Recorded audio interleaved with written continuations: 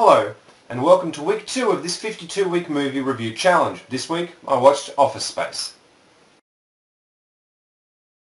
Office Space is a 1999 office comedy starring people I don't really recognise, Jennifer Aniston as a romantic lead, and John C. McGinley, of all people, as one of the office consultants.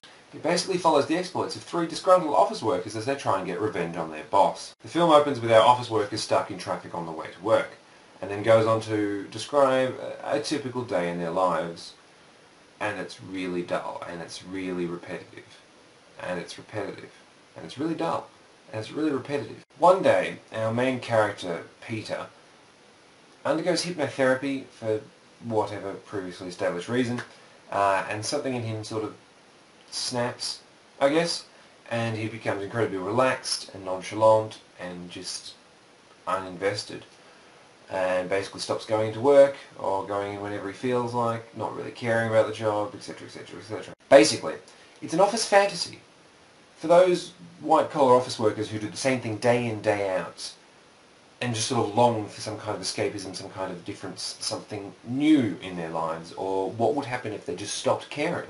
What would happen? Basically, what happens to Peter is that because he stops caring and therefore tells everybody what he thinks about it, when the consultants come in to ask him what he thinks of the job, he's brutally honest and tells them why it's not working and all that sort of thing, and they consider him for promotion. But when he finds out that he's being promoted that 2 of his best friends are going to be made redundant, that's when the machinations of the plot are set in motion. Their main method of revenge against the company is them embezzling fractions of pennies and hoping that it all accumulates. But then things go wrong and then they have to go and follow the consequences from there. But the thing that got me was that I don't want to, not to spoil the ending, I guess, because I'm going to try and avoid doing that, there don't really seem to be that many consequences. Like, they don't, they don't succeed, but they don't get punished either. It's sort of, everyone sort of just gets out blame free. They just sort of pull some kind of karma Houdini or something like that.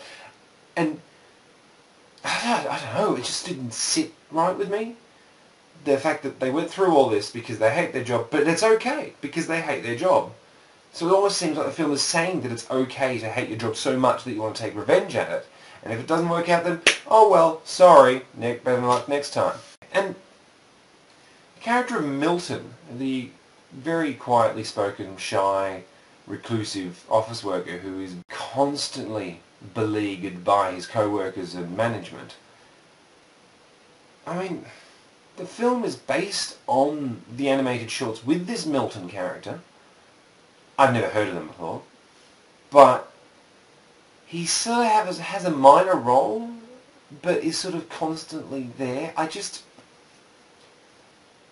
He didn't really seem all that important, even though the film was based off a thing that was centered around him. So it seemed a bit like he sort of got relegated to the sidelines so they could just make a brand new plot with all new things. It sort of didn't really need to be based on, I think. I don't know. I don't know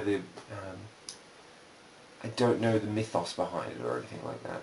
Overall, as far as rating it, it was enjoyable. I had trouble connecting to it, but I've never really had that sort of white-collar office job before. I've always been sort of dealing with the public in some capacity. I've done retail work in a supermarket. I've done education department work in schools. I've been a wedding DJ in the entertainment industry.